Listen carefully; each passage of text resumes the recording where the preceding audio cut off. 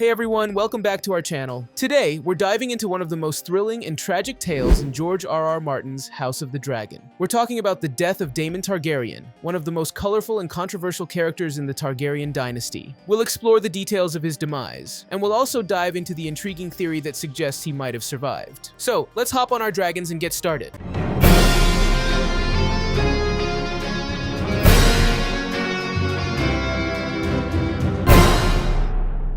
Daemon Targaryen. Just hearing his name conjures up images of daring battles, fierce dragons, and complex political maneuvers. He is a character who's both loved and hated, but there's no denying he leaves a lasting impression.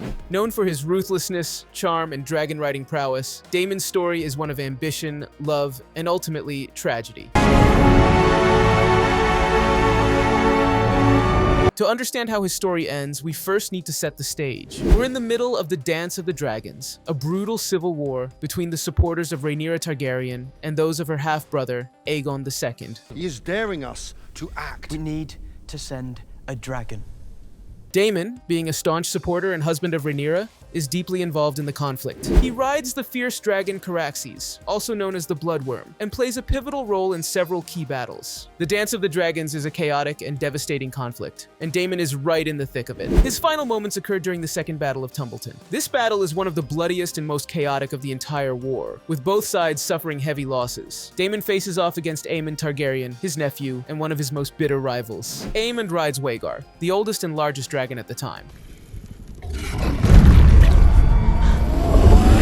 Picture this: two dragons, Caraxes and Vhagar, soaring above the God's Eye, a massive lake in the Riverlands. The sky is filled with the sounds of roaring dragons and clashing steel. The two dragons engage in an epic aerial duel, each trying to outmaneuver the other. The fight is brutal and intense, with both dragons inflicting severe wounds on each other. It's a sight to behold, and it's clear that only one will emerge victorious. Daemon, showing his characteristic bravery and recklessness, decides to make a bold move. In a moment that has become legendary, he leaps from Caraxes onto Vhagar, wielding Dark Sister, the Valyrian steel sword. It's a daring and dangerous maneuver, but Daemon is nothing if not fearless. He stabs Aemond through his eye, killing him instantly. It's a dramatic and decisive moment, but it's also one that comes at a great cost. With both riders now dead, the dragons, still locked in a deadly embrace, plummet into the waters of the God's Eye. The impact is tremendous, and both Daemon and Aemond are presumed dead in the aftermath. Caraxes manages to crawl to the shore but eventually succumbs to his injuries, while Vhagar's body sinks to the bottom of the lake. It's a tragic end for both dragons and their riders, marking a significant turning point in the war. But here's where things get really interesting. Despite the seemingly definitive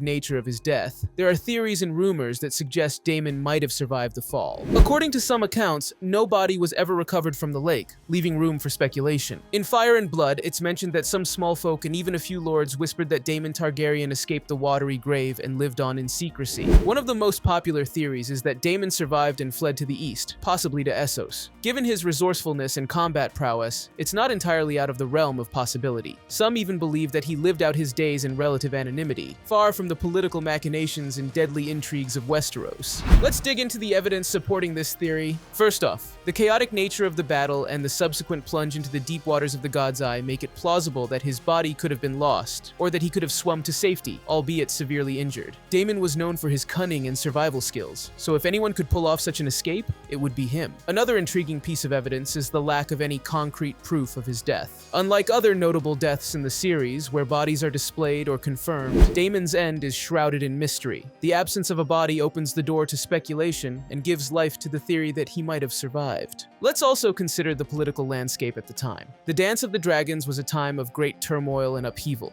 It's possible that if Daemon did survive, he chose to lay low and disappear from the public eye. Given his notoriety and the numerous enemies he had made, slipping away to a quiet life in Essos could have been a strategic move. On the other hand, there are several reasons to believe that Daemon did indeed meet his end at the God's Eye. The battle was chaotic, and the fall from such a height into the lake would have been fatal for most people. Additionally, the toll the war had taken on him both physically and mentally might have made survival and escape unlikely. Moreover, the narrative presented in Fire and Blood strongly suggests that Daemon perished alongside Aemond. The dramatic nature of their duel and the subsequent fall into the lake serves as a powerful and fitting end for such larger-than-life characters. It marks a significant turning point in the war and adds to the tragic nature of the Dance of the Dragons. But the whispers and rumors of Daemon's survival add an extra layer of intrigue to his already captivating story. Whether he truly died in the waters of the God's Eye or managed to escape and carve out a new life in the shadows, his legacy endures. Daemon remains one of the most fascinating characters in the Targaryen saga, a warrior prince whose actions and choices shaped the course of history in Westeros. What do you think? Did Daemon Targaryen truly meet his end in the God's Eye, or did he survive and live on in secrecy? Let us know in the comments below. And don't forget to like and subscribe for more deep dives into the world of House of the Dragon and A Song of Ice and Fire. Thanks for watching, and we'll see you next time.